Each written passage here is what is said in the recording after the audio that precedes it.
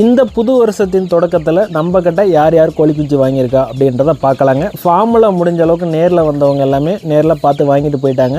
Already book பண்ணியிருந்தாங்க, எனக்கு new இயருக்கு வேணுங்க அப்படின்ற மாதிரி சொல்லி புக் பண்ணியிருந்தாங்க. அவங்களுக்கு எல்லாமே நம்ம இன்றைக்கி டெலிவரி கொடுத்துட்டோம்.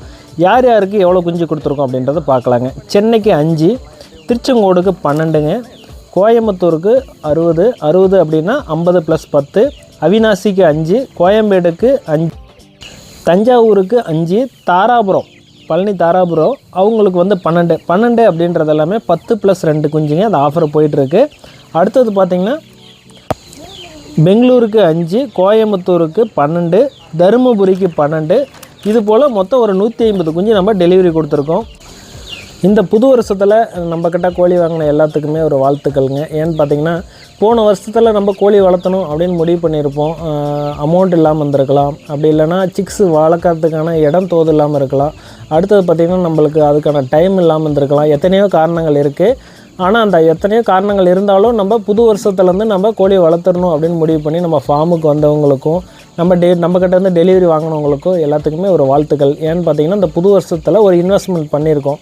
இந்த இன்வெஸ்ட்மெண்ட்டு அப்படின்றது இந்த கோழி வளர்ப்பில் நல்ல முதலீடுன்னு சொல்லலாம். ஏன்னா நம்ம இந்த கோழி ஃபீல்டில் இருக்கிறதுனால இந்த நாட்டுக்கோழி வளர்ப்பு அப்படின்றது ஒரு நல்ல முதலீடுங்க.